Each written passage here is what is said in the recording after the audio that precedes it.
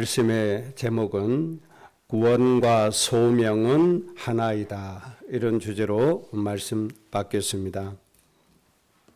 우리가 하나님을 믿고 말씀을 받고 하나님을 따라갈 때 내 중심, 내 관점으로 믿음을 가지면 항상 오류 속에 빠지게 됩니다. 신앙생활 이렇게 하는 사람의 특징은 흔히 이렇게 얘기합니다. 내가 10년 믿어봤는데 안 되더라. 이래 얘기를 하고요. 내가 기도를 많이 했는데 응답이 없더라. 이렇게 얘기합니다. 그런 사람들의 특징은 만물의 주인이신 구원의 주제이시고 생명의 주인이신 하나님 중심의 믿음이 아니고 자기 중심, 자기 지식이나 자기 감정의 중심으로 한 사람은 오류 속에 빠지기 때문에 열매가 없습니다. 하나님이 주시는 결과가 전혀 오지 않습니다. 신앙생활 그렇게 하는 사람 너무 많습니다. 그래서 응답이 없으니까 또 착각 속에 빠지는데 내 정성이 부족했나 보다, 내 노력이 부족했나 보다 이런 생각을 가지고 저기 삼각산 기도원에 갑니다. 산에 올라갑니다. 밤새도록 목청이 터지라고 울부짖습니다. 그런다고 이미 오류 속에 빠져 있는데 하나님의 응답이 오는 길에서 벗어났는데 하나님의 응답이 와집니까? 절대로 오지 않습니다. 하나님은 어떤 분이십니까? 우리의 한숨 소리를 들으신 분이라고 말씀하셨고 우리의 생각을 아시는 분이라고 말씀하셨습니다. 우리의 생각대로 응답하시는 분이라고 말씀하셨습니다. 이 하나님 편에 서기만 하면 우리의 생각대로 하나님이 응답을 주시는 분이십니다. 이런 하나님 앞에서 왜 응답이 없습니까? 왜 안 됩니까? 자꾸만 오류 속에 빠지니까 안 됩니다.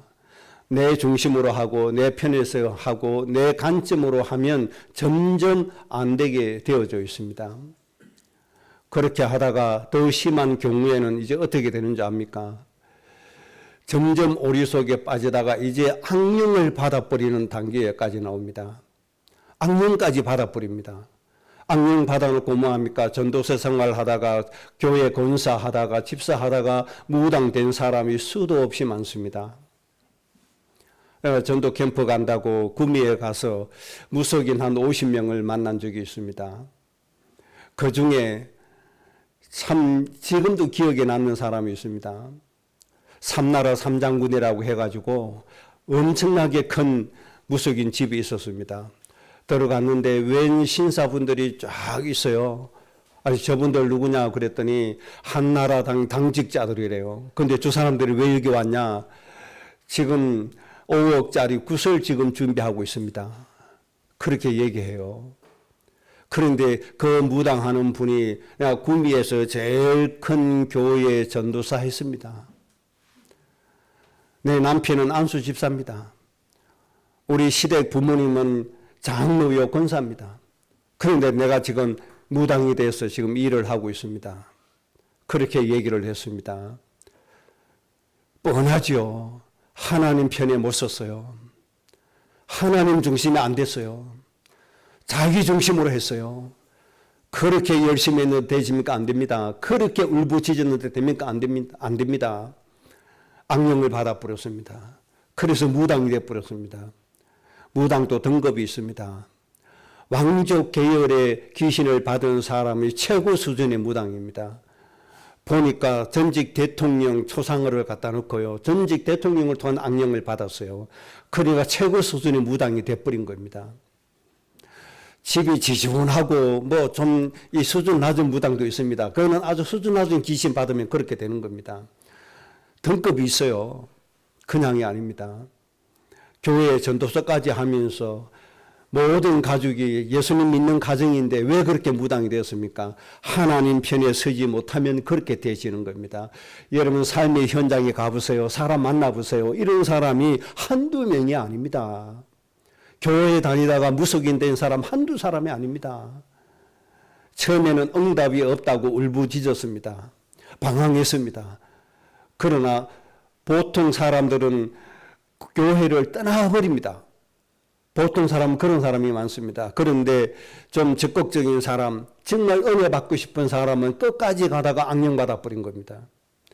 왜 그런지 압니까? 하나님 편에 서지 않고 내 주관대로 했기 때문에 그렇습니다. 내 방식대로 하면 악령 속에 빠질 수밖에 없습니다. 그래서 우리는 내 편에서 복을 생각하면 안 됩니다. 내 편에서 응답을 생각하면 안 됩니다. 생명의 주인이시고 만유의 주제가 되시는 하나님 편에서 축복이 뭔가를 헤아려야 되고, 우리의 모든 것의 주인 되시고 구원의 주체가 되신 하나님 편에서 어떻게 하나님의 축복이 흐르고 있는가를 봐야 되는 겁니다. 여기에 우리가 들어가야만 하나님의 응답이 우리에게 옵니다. 길 되시는 예수 그리스도 안에 들어가야 됩니다. 생명 되시는 예수님 안에 들어가야 됩니다. 그 밖에서는 되어지지 않습니다. 하나님의 방법 다 무시해버리고 내 감정대로 내 방식대로 하나님 앞에 나온다. 절대로 하나님을 만날 수가 없습니다. 오히려 흑암의 속임을 당하게 됩니다. 그래서 우리는 중요한 것이 하나님의 말씀을 바르게 해석하고 바르게 받는 것이 너무나 중요하다고 하는 것을 알아야 됩니다. 하나님께서 의도하신 말씀을 찾는 것이 너무나 중요합니다. 단순히 성경 구절을 인용한다고 되어지는 게 아닙니다.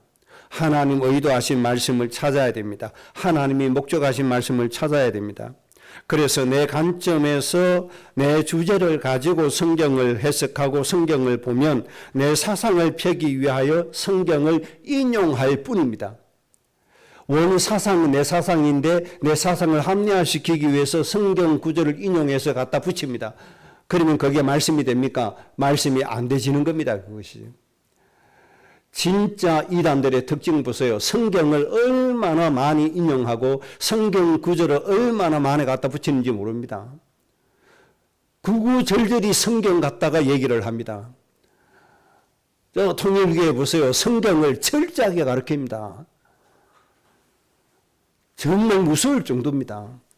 그런데 그 목적이 뭡니까? 통일교회 만든 창시자의 사상입니다. 그 사람들이 얘기한다고 성경 구절 인용한다고 그게 하나님의 말씀입니까? 말씀이 아닙니다. 정명석이라고 하는 단체 철저하게 성경을 얘기합니다. 성경을 어마어마하게 인용합니다. 하나님의 말씀입니까? 아닙니다. 정명석의 사상입니다. 그래서 우리는 중요한 것이 하나님 편에서 하나님 의도에 맞는 말씀이 해석이 중요하고 하나님 의도하신 말씀을 바로 우리 받는 것이 그렇게 중요한 겁니다. 그래서 우리는 하나님의 관점에서 하나님의 주제에서 하나님의 목적에서 성경을 해석하고 말씀을 받아야 합니다. 하나님 의도하심과 하나님의 뜻과 목적을 우리가 찾아내야 됩니다.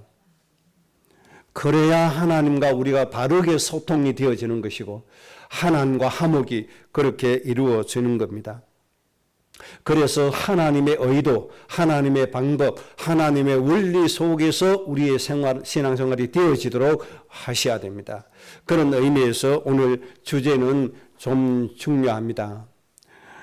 구원과 소명은 하나이다. 하나님의 원리 원칙입니다. 인간을 복되게 하는 하나님의 원리가 이 속에 들어 있습니다. 그래서 오늘 이 말씀의 의미를 잘 깨달으셔야 됩니다. 이 원리에서 벗어나서 하나님께 복을 구한다고 복이 와지는 게 아닙니다. 이 원리 벗어나서 하나님의 축복을 받겠다고 한다고 받아지는 게 아닙니다. 오히려 오류가 나서 타락하게 되고 오히려 하나님을 떠나게 하는 이상한 일이 벌어지고 맙니다. 그래서 다시 한번 말씀드립니다. 오늘 주제는 구원과 소명은 하나이다. 뗄래야 뗄 수 없는 관계이다. 절대로 분리해서도 되어지지 않는다는 사실입니다. 아주 중요합니다. 구원 따로 소명 따로 아닙니다. 인간에게 참 행복을 주시고 복을 주시고 인간에게 모든 하나님의 응답을 주시는 것이 구원과 소명이 하나로 연결되어 갈 때 이루어지는 겁니다. 이때 진정한 복이 우리에게 오고 하나님의 응답이 우리에게 와지게 된다는 사실을 잘 이해하셔야 됩니다. 그래서 구원과 소명은 하나입니다. 소명은 하나님의 부르심을 소명이라고 합니다. 하나님이 밑도 끝도 없이 대구마구 막 부른 게 아니잖아요. 의미 없이 하나님 부르신 게 아니잖아요. 하나님의 일을 이루시기 위해서 부르심이 소명입니다. 하나님이 어떤 목적과 의도를 가지고 우리를 부르신 것이 소명입니다. 그래서 다시 한번 말씀드립니다. 구원과 소명은 절대로 분리되어지거나 소명과 구원을 따로 떼어내거나 해서는 절대로 안 되어진다는 겁니다. 꼭 기억을 잘 하셔야 됩니다. 자, 그러면 이 구원과 소명을 분리시키고 구원의 축복만 누린 이스라엘이 어떻게 되어지느냐 하는 겁니다. 성경의 모든 기록의 역사는 하나님이 주신 구원과 소명을 일치되게 누리지 않고 소명은 떼뿌리고 구원만 누린 이스라엘의 결론을 기록한 것이 성경의 역사입니다. 여러분 잘 이해하셔야 됩니다. 이게 성경의 기록이 전부 다입니다. 이제 여러분들 매일 이제 성경을 읽어보시면 하나님께서 이렇게 흘러갔다는 것을 깨닫게 해주시는 날이 오게 될 겁니다. 구원과 소명을 떼뿌리고 소명은 무시해버리고 구원의 축복만 누린 이스라엘이 어떻게 되어졌느냐. 그 결과는 하나님의 심판과 재앙의 연속이었다고 하는 것이 이 역사가 우리에게 얘기해 주고 있습니다. 잘 기억하셔야 됩니다. 이스라엘에게 하나님이 구원 주셨습니다. 그런데 나중에는 이 구원의 축복마저 상실해버리고 말았습니다. 굉장히 무서운 결과가 초래되고 말았습니다. 성경에 이스라엘 역사를 길게 기록해 주신 이유가 우리에게 이것을 가르쳐 주시기 위함임을 꼭 기억을 하셔야 됩니다. 불신자들의 인생을 운명이라고 우리가 얘기를 합니다. 그 운명은 흑암에 사로잡히고 흑암에 눌려있는 본질상 진노의 자녀로 살아가는 그 인생을 운명이라고 얘기합니다. 좋은 뜻이 아니죠. 인간을 멸망시키는 프로그램 속에 있는 악한 마귀 사탄의 계획을 운명이라고 얘기합니다. 그런데 하나님의 심판과 재앙은 불신자가 흑암에 눌려있는 운명보다 더 무섭다는 사실을 아셔야 됩니다. 이러면 비교해 보세요. 하나님이 심판하셔서 이스라엘 유대인들을 재앙 가운데 이끌어 가신 거하고 불신자들이 흑암에 눌려 운명에 빠진 거하고 그 당한 고통이 비교해 보세요. 어느 고통이 더 컸습니까? 상상도 할 수 없는 고통이 바로 하나님의 심판과 재앙에 의한 고통이 더 컸다는 사실을 우리가 볼 수가 있습니다. 이것을 꼭 기억하셔야 됩니다. 그래서 우리는 오늘 결론적으로 어쨌든 간에 하나님이 주신 구원과 하나님이 우리를 부르신 이 소명을 절대로 분리해서는 안 된다는 결론을 내고 가야 됩니다. 그러면 구원과 소명을 분리해야 됐다. 이게 무슨 얘기인가 하니까 하나님의 진정한 축복이 어디에서 오는가를 알아야 되는데 하나님이 주시는 축복의 흐름 그 길은 무시하고 복 달라고 울부짖는 겁니다. 그걸 불신자들이 교회를 비판할 때 기복신앙이라고 비판을 합니다. 하나님이 주시는 축복의 흐름 그 길 속에 들어가지 않고 내 욕심에 의해서 하나님께 내 욕심 채워달라고 부르짖는 게 그게 복 달라고 기도하는 거거든요. 이게 바로 이미 분리되어졌다는 증거입니다. 복 달라 하지 않아도 줍니다. 당연히 오게 되어져 있는 겁니다. 하나님께 요구하지 않아도 하나님 당연히 우리에게 주는 겁니다. 신앙생활을 어떻게 하는가 하면 이렇게 하는 겁니다. 자녀가 부모님이 밥상 차려준 것을 먹으면서 어머니 돈 드릴 테니까 밥 주세요 하는 거하고 똑같습니다. 그러는 법이 없잖아요. 당연하게 한 밥상에서 먹게 되어져 있는 겁니다. 부모는 당연하게 자녀를 책임져 주게 되어 있는 겁니다. 부모는 당연하게 모든 것 끝까지 책임졌습니다. 그 대신에 무엇을 해야 됩니까? 자녀는 성장에 따라서 거기에 맞는 인생을 살아가는 게 중요한 겁니다. 그렇게 살아가기만 하면 되는 거예요.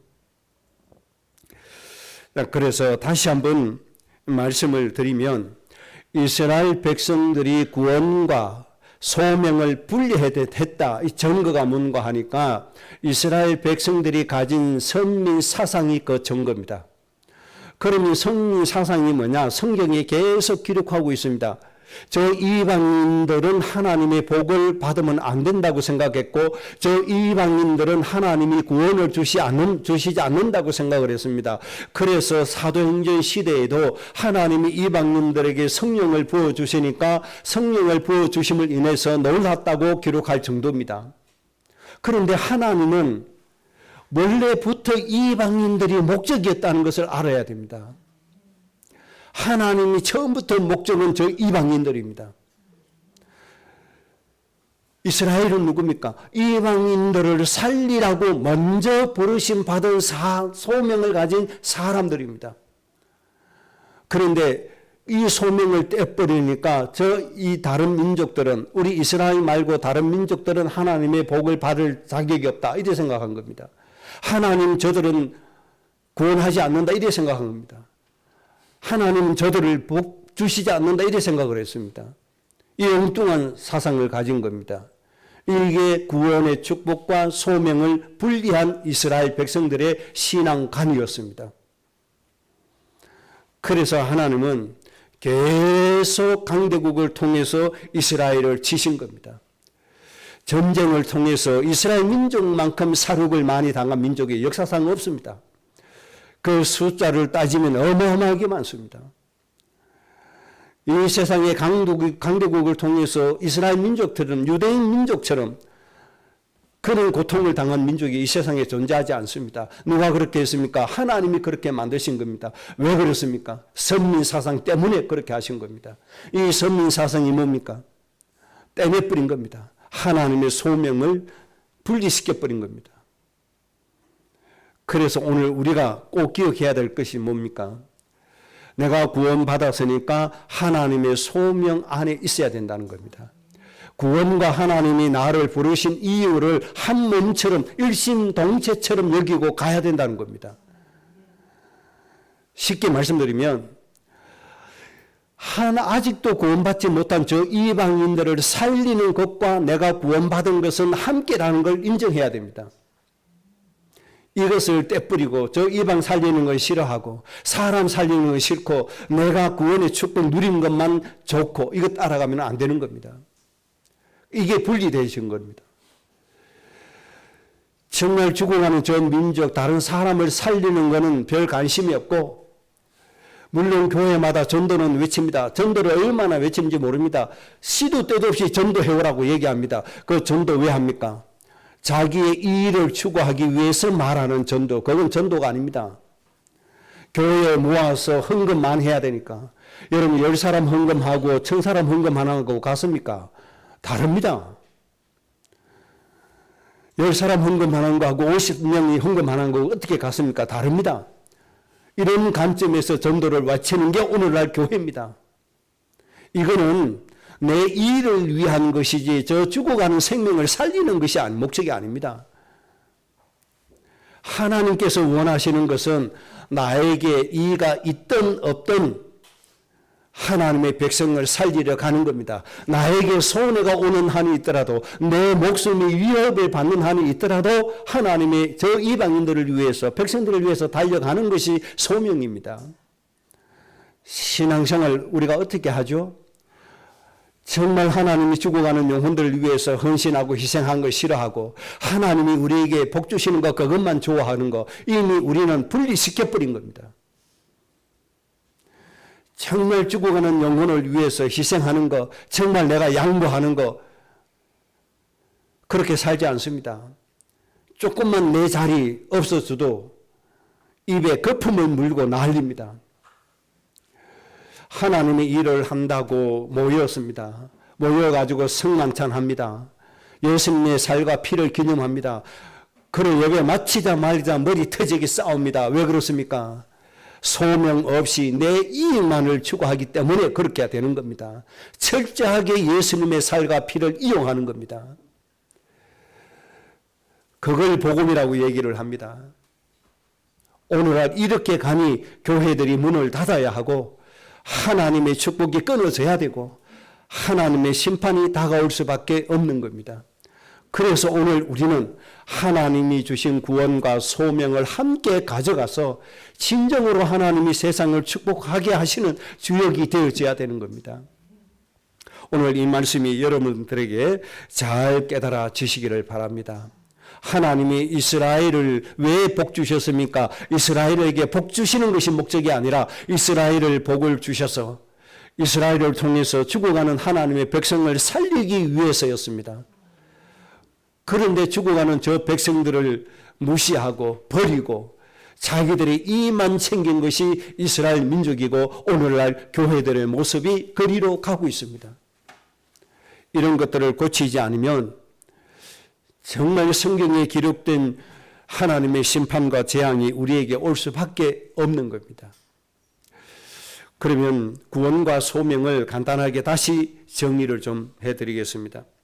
구원은 한마디로 하나님의 자녀가 되는 겁니다. 본질상 진노에서 하나님의 자녀로 신분이 바뀌어지는 겁니다. 그리스도의 생명 내 성령의 법이 사망에서 생명으로 해방시키고 옮긴 것입니다. 그래서 늘 저주와 재앙과 죽음에서 고통받는 인생이 하나님의 자녀로서 하나님의 모든 것을 상속받는 축복의 자녀가 되는 것이 구원입니다. 그래서 하나님의 보살핌을 받게 되고 하나님의 도우심을 받게 되고 하나님의 인도하심 속에 있게 되는 겁니다. 하나님께서 우리를 철저하게 지키시고 보호하시고 축복해 주시는 겁니다. 우리에게 필요한 것들을 날마다 풍족하게 채워주시는 겁니다. 이게 구원입니다. 하나님의 자녀의 상속자다. 그러면 더 이상 말할 것이 없습니다. 더 이상 말할 필요도 없습니다. 하나님의 상속자, 이보다 더 완벽한 축복이 어디 있습니까? 하나님이 우리에게 이 축복을 주신 겁니다. 이게 구원입니다. 그러면 소명은 뭡니까? 소명은 구원받은 자를 통해서 하나님께서 이루시고자 하시는 일입니다. 구원받은 자를 통해서 이루시려고 하시는 일, 누구를 통해서요? 구원받은 자를 통해서 하시는 것이 바로 소명입니다.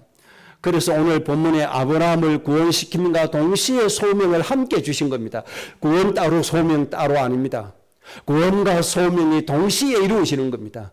구원과 소명은 동시에 받고 우리가 나가는 것입니다. 이것을 놓쳐버릴 때는 인생에 오류가 생기고 문제가 생기는 겁니다. 아브라함이 하나님 말씀하시는 가나안 땅에 갔습니다. 구원으로 인하여 하나님의 모든 축복을 누리는 자격을 얻었습니다. 상속자가 되었습니다.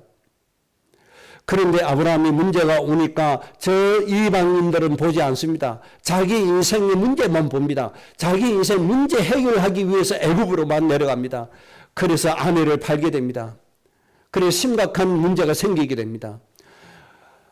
후대가 태어나서 온 세상을 살리는 천하 만민을 복되게 하는 후대가 태어나야 되는데 아내를 다른 나라 남자에게 팔아먹었으니까 이 가정이 어떻게 됩니까? 이런 오류를 범하게 되는 겁니다. 그런데 하나님께서 끝까지 참으시고 가정을 또 하나님 회복시켜서 가나안 땅에 다시 올라가게 해주십니다. 이렇게 소명, 구원의 축복 분리하면 큰일 나는 겁니다. 인생의 모든 문제가 여기에서 다 발생되어져 버리는 겁니다. 뭘 봐야 됩니까? 하나님이 말씀하시는 모든 민족을 봐야 됩니다. 아직도 구원받지 못한 하나님의 백성들을 볼 수 있어야 됩니다. 예수님께서 고기 잡는 베드로를 부르셨습니다. 부르시고 바로 제자 삼아서 복음 전하게 하셨습니다. 구원과 소명이 동시에 시작이 되어지는 겁니다. 세리 마태, 저 세간에 앉아서 세금 걷는 마태를 하나님께서 구원시킴과 동시에 소명을 주셨습니다. 복음 전하도록 하셨습니다. 사람을 살리는 현장으로 내보내신 겁니다. 구원과 소명은 절대로 분리해서는 안 됩니다. 내가 구원받음과 동시에 누구를 봐야 됩니까? 우리가 하나님이 살리실 모든 민족을 봐야 합니다. 그들을 위해서 내가 존재되었고 구원받았고 하나님이 나를 선택해 주셨음을 봐야 합니다. 보지 않습니다. 오직 하나님이 나에게 주시는 복만 쳐다봅니다. 복을 주시되 남보다 더 달라고 얘기합니다. 그래서 받아놓고는 뭐합니까? 하나님의 백성 살리는데 사용합니까? 절대로 사용하지 않습니다. 뭐합니까? 자기 배만 두드립니다. 이것이 이스라엘의 역사였습니다.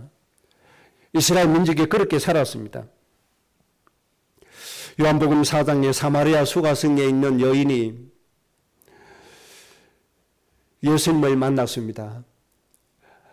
내가 메시아로 오신 그분 만나면 내 인생의 모든 문제 해결된다는 식으로 예수님께 말씀 들으니까 예수님이 내가 바로 메시아다. 수가성의 여인이 구원받음과 동시에 물동이를 버리고 어디로 갔습니까? 내가 오늘 참 그리스도를 만났다. 여러분 예수님 믿고 구원받으시오. 외치게 되는 겁니다. 즉시 버리고 나갔습니다.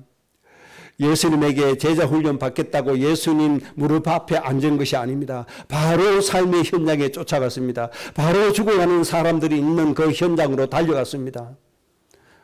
그들을 살리기 위해서 쫓아간 겁니다. 바로 구원과 소명이 동시에 일어난 겁니다.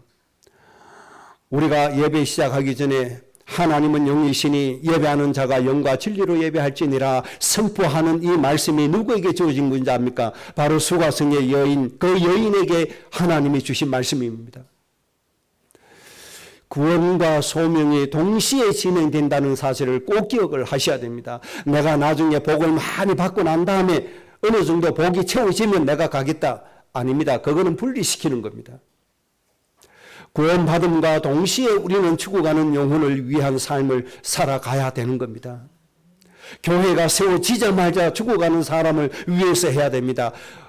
우리 교회에 다 건축하고 난 다음에 우리 교회에 어느 정도 되고 난 다음에 하겠다. 그거는 분리시키는 겁니다. 성도가 아무도 없어도 바로 그 길로 바로 하나님의 백성을 살리기 시작하는 것이 구원과 소명 동시에 시작이 되어지는 겁니다. 소명은 창세기 12장 1절 3절 말씀이 소명입니다. 모든 민족을 복되게 하겠다. 이 일을 하나님이 아브라함을 통해서 시작하시겠다는 겁니다. 이것이 소명입니다. 아브라함에게 주신 구원과 소명 동시에 하나님 이렇게 하셨습니다. 아브라함아 10년 뒤에 내가 이렇게 하겠다. 100년 뒤에 하겠다가 아닙니다. 너 후대에게 이것을 시작하겠다가 아닙니다. 바로 구원과 동시에 우상 섬기는 그 고향에서 불러냄과 동시에 아브라함에게 가나안 땅을 주시고 모든 민족을 복되게 하겠다는 하나님의 일을 말씀해 주신 겁니다. 하나님이 여러분을 구원시킴과 동시에 이 계획을 가지고 여러분을 불렀다는 사실을 기억하셔야 됩니다. 여러분 하나님을 믿을 수 있는 마음을 주심과 동시에 모든 민족을 복되게 할 계획을 하나님이 가지고 여러분을 불러주신 사실을 깨달으셔야 됩니다. 그래서 우리 어떻게 해야 됩니까? 구원받음과 동시에 내 가슴 속에는 오늘 또 죽어가는 저 영혼이 가슴에 있어야 되고 아직도 하나님을 믿지 못해서 하나님의 축복이 없어서 고통받는 그 영혼들이 가슴에 담겨져야 됩니다. 그들을 위해서 예수님처럼 기도가 되어져야 됩니다. 이럴 때 구원과 소명이 이루어지는 겁니다. 이사야 49장 6절에 하나님이 우리를 이방인의 빛이 되게 하셨다고 말씀했습니다. 이방인의 빛으로 불렀습니다. 구원을 땅끝까지 베푸신다고 말씀을 하셨습니다. 에베소서 4장 13절 우리를 부르신 이유를 말씀했습니다. 온전한 사람을 이루어 이렇게 말씀했습니다. 그리스도의 장성한 분량이 충만한 데까지 이르게 하시겠다. 이것이 하나님이 우리를 부르신 이유입니다. 왜 그리스도의 장성한 분량에까지 이르게 하셨을까요? 그 이유가 있습니다. 골로새서 2장 15절의 말씀 보면 세상의 통치자 권세자를 무력화시키고 그들을 이기는데 십자가로 그들을 이겼다. 바로 이 예수 그리스도의 영으로 그들을 이겼다. 이 말씀은 그리스도의 장성한 분량에 이르러서 우리를 어떻게 만드신다고요? 골로새서 2장 10절처럼 세상의 통치자 권세자 머리 위에 서게 하시겠다는 겁니다. 이것을 놓고 하나님이 불러주셨음을 여러분들이 아셔야 됩니다. 하나님은 우리를 구원시킨과 동시에 이 계획을 놓고 우리를 불러주셨습니다. 하나님을 믿음과 동시에 세상의 통치자 권세자 머리 위에 서도록 계획하시고 불러주셨음을 여러분들 꼭 믿으시기를 바랍니다. 이것을 우리는 생각도 하지 않고 있습니다. 생각도 못했습니다. 이거는 특별한 사람이 그렇게 누릴 것이지 이렇게만 생각하고 있는 겁니다.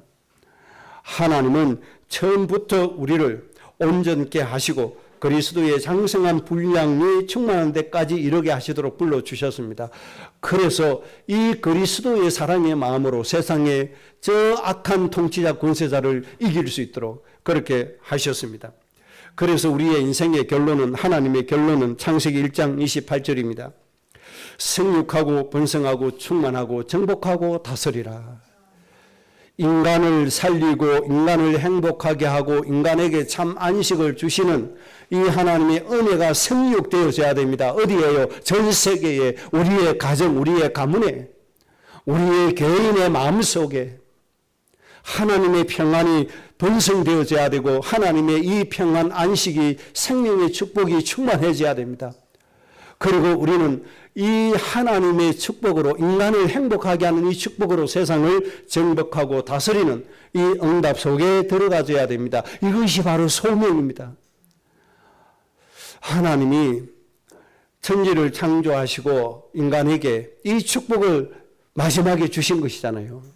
창조의 목적입니다, 이것이. 그래서 모든 인간이 그리스도 안에서 행복하게 살아지도록 하시는 것이 하나님의 계획입니다. 여러분 하나님의 이 소명에 응답되어지시기를 주의 이름으로 축복합니다. 자, 좀 이해가 되셨나요? 그래서 우리가 이제 생각을 좀 바꿔야 됩니다. 하나님이 우리를 구원시킴과 동시에 우리에게 소명을 주셨는데 그 소명이 나를 통해서 죽어가는 하나님의 백성을 살리기를 원하신다는 겁니다. 그래서 우리는 뭘 해야 됩니까? 내 인생의 문제는 하나님께 맡겨놓고 기근이 온 문제 하나님께 맡겨놓고 뭘 봐야 됩니까? 죽어가는 저 세계 현장을 봐야 됩니다. 우리는 이렇게 하지 않습니다. 내 조금 부족한 거 그거 채워달라고 간구하고 내 문제 오는 거 그것 때문에 하나님께 울부짖고 있습니다. 우리의 인생의 기근의 문제, 우리 인생에 오는 고난의 문제는 하나님께 맡기면 하나님이 해결하십니다. 모든 원수도 하나님 갚아주신다고 말씀했습니다. 우리는 그것은 하나님께 맡기고 우리가 해야 할 일은 따로 있습니다. 소명입니다. 뭘 봐야 됩니까? 죽어가는 저 영혼의 현장을 봐야 됩니다. 죽어가는 저 생명들이 고통당하는 그 현장을 봐야 됩니다. 그 현장을 위해서 우리가 기도 속에 들어가야 됩니다. 저 죽어가는 사람을 위해서 우리가 헌신하는 마음을 가지고 하나님 앞에 서야 합니다. 이 소명을 잃어버리는 날 하나님의 모든 축복은 끊어지게 될 겁니다. 절대 여러분 구원과 구원의 축복과 소명 분리시키지 말기를 바랍니다. 꼭 함께 가셔야 됩니다. 우리 인생의 문제는 어떻게 주님께 맡겨버리라. 너의 염려도 주님께 맡겨버리라. 무엇을 먹을까 입을 거 구하지도 말라. 너희에게 있어야 될 줄 안다. 너희는 오직 그의 나라와 의를 구해라. 이게 바로 소명입니다. 하나님의 나라와 의를 구하는 여러분의 인생이 되시기를 바랍니다. 때가 되면 하나님께서 모든 것을 이루어 주실 겁니다. 마지막으로 세 번째입니다. 우리가 이제 이 구원받은 자로서 소명을 위해서 가면 하나님은 우리에게 기본적으로 주시는 축복이 있습니다. 하나님이 이 축복을 꼭 주실 겁니다. 첫째, 오늘 창세기 12장 2절에 내가 너로 큰 민족을 이루겠다. 이렇게 말씀해 주셨습니다. 하나님께서 내가 너로 큰 민족을 이루겠다. 이 말씀은 뭡니까? 전 세계에 영향력을 끼칠 수 있는 나라를 너를 통해서 만들겠다는 겁니다. 여러분, 여러 가정, 가문이 이 축복 속에 있기를 바랍니다. 앞으로 여러분의 후대에서 이런 인재가 세워져야 됩니다. 아브라함이 이 소명이 왔다 갔다 하는 중에 4대째 요셉 때에 전 세계를 움직일 수 있는 사람이 태어났습니다. 그 누굽니까? 요셉입니다. 여러분 후대 중에서 전 세계에 영향력을 끼칠 수 있는 큰 나라를 이루는 인물을 하나님이 세워주실 겁니다. 그때 뭐합니까? 전 세계에다가 하나님의 생명의 말씀으로 하나님의 축복을 생육시키고 번성시키고 충만케 만들고 하나님의 축복의 말씀이 정복하고 다스리게 만들어가는 겁니다. 그래서 이 땅에 죽어가는 수많은 사람을 살려내는 겁니다. 여러분들 그림을 그리시기 바랍니다. 여러분 후대가 이 축복 속에서 하나님을 찬양하고 이 축복 때문에 하나님과 함께 진정으로 행복해하는 모습을 꼭 그리시기를 바랍니다. 그리고 내 이름을 창대케 하겠다 이렇게 말씀했습니다. 내 이름을 창대케 해주겠다. 세계에서 통할 수밖에 없는 이름이 되게 해주겠다는 겁니다. 현재 미국 대통령의 말 한마디가 전 세계를 좌지우지해 버립니다. 그걸 패권 국가라고 얘기를 합니다. 바로 그게 창대입니다. 이런 사람이 되게 해주겠다는 겁니다. 앞으로 전 세계에 막강한 영향력을 끼칠 수 있는 사람으로 내가 세워주겠다는 겁니다. 누구에게? 소명을 붙잡고 가는 사람에게. 하나님이 이 축복을 주시는 겁니다. 여러분 가정에서 여러분들 가문 후대에서 반드시 이 사람이 세워져야 됩니다. 하나님의 소원이기 때문에 그렇습니다. 지금부터 기도하세요. 하나님이 역사해 주십니다. 그 다음에 세 번째 복을 주셨습니다. 내가 너를 복의 근원이 되게 해주겠다. 내가 너를 복 자체가 되게 해주겠다는 겁니다. 여러분 인생이 이렇게 되어져야 됩니다. 내가 복 달라고 안 해도 하나님이 복의 근원이 되게 해주시는 인생이 되어져야 됩니다. 하나님이 이렇게 해주시겠다는 겁니다. 하나님의 소명을 가지고 가면 이런 사람 되게 해주시는 겁니다. 이게 바로 신앙생활 아니겠습니까? 그래서 하나님이 내가 너에게 지시하는 땅으로 가라 그랬습니다. 아브라함의 본 고향은 터키입니다. 티르키예입니다. 이름 바꿨죠. 그 지역에서 어디로 예루살렘 그 가나안 땅으로 올라가라고 하는 겁니다. 바울도 고향이 터키입니다. 터키에서 시작되는 게 굉장히 많아요. 이 중요한 일들이 거기서 시작돼서 가나안 땅으로 가기 시작하죠. 바울의 모든 선교 여행도 터키에서부터 또 시작이 되어집니다. 그런데 지금 터키에 기독교인이 하나도 없습니다. 참 기가 막힐 노릇이 아닙니까? 기독교인들 다 쫓아내버렸습니다. 귀신 생기는 사람들이 다 차지하고 있습니다. 그 하나님의 중요한 시작을 했던 그 나라, 그 땅이 그렇게 변하고 말았습니다. 왜 그렇습니까? 소명을 잃어버리면 그렇게 되어져 버린 겁니다. 그리고 다섯 번째 축복은 너를 축복하면 너를 축복하는 사람은 내가 축복하고 너를 저주하는 사람은 내가 저주를 하겠다. 그러니까 우리가 두려울 거 있습니까? 이 세상에 어떤 사람이 우리를 방해해도 걱정할 거 없잖아요. 어떤 사람이 우리를 방해해도 하나님이 그를 막아버리시기 때문에 그들을 꺾어버리시기 때문에 걱정할 게 하나도 없어요. 그래서 우리를 대적할 자 아무도 없단 말이에요. 우리를 넘어뜨릴 자 아무도 없단 말이에요. 그래서 결론적으로 하나님은 우리에게 뭘 주셨다? 이김을 더하여 주셨다는 겁니다. 이것이 최종 인생의 모습입니다. 여러분 하나님 이김을 주셨습니다. 두려워하지 말고 소명에 도전하시고 소명을 당연한 응답으로 붙잡으시고 내 인생의 본론을 소명으로 내리시고 내 인생의 목적을 소명으로 결론 내리시기 바랍니다. 내가 이것을 위해서 살아야 된다. 그래서 지금부터 기도하고 가시면 되겠습니다. 결론입니다. 다시 한번 나를 정리해 보십시다. 나는 구원의 결과로 오는 하나님의 복을 좋아하는가? 하나님이 주신 소명을 더 좋아하는가? 여러분들 인생을 점검해야 됩니다. 여러분 진짜 행복은 소명을 이룰 때 진짜 행복이 온다는 사실을 기억을 하셔야 됩니다. 내가 많은 돈을 가졌다. 이거는요, 어딘가 모르게 허전한 구석이 있습니다. 그런데 내가 사람을 살렸다. 이거는 내 영혼, 내 생각, 내 마음속에 아주 하나님의 충만한 기쁨과 즐거움과 평안함이 넘치게 되어지는 겁니다. 여러분, 이 맛을 좀 보시기 바랍니다. 우리의 움직임 속에서, 내 발걸음 속에서 사람이 살아나는 그 현장 한번 맛을 한번 보시기 바랍니다. 그러면요, 그 기쁨이 얼마나 큰지 몰라요. 그러면 세상의 모든 인생의 문제 다 사라져요. 내 마음속에 욕심 다 사라져요. 내 마음속에 염려, 근심, 걱정 다 사라져요. 여러분, 정말 하나님이 주신 하나님의 모든 백성들, 죽어가는 저 모든 백성 살리는 것이 소명인데, 이 소명 이름으로 인해서 여러분들이 정말 하나님의 기쁨을 맛보셔야 돼요. 여러분, 한 사람 살리는 것 때문에 여러분의 이름이 하늘의 별과 같이 영원히 빛나는 축복이 여러분에게 임해져야 돼요. 하나님이 그렇게 하실 겁니다. 여러분, 진정한 행복, 축복은 소명을 이루는 데 있습니다. 소명을 받아들이는 데 진정한 행복이 있습니다. 이거로 행복해지시기 바랍니다.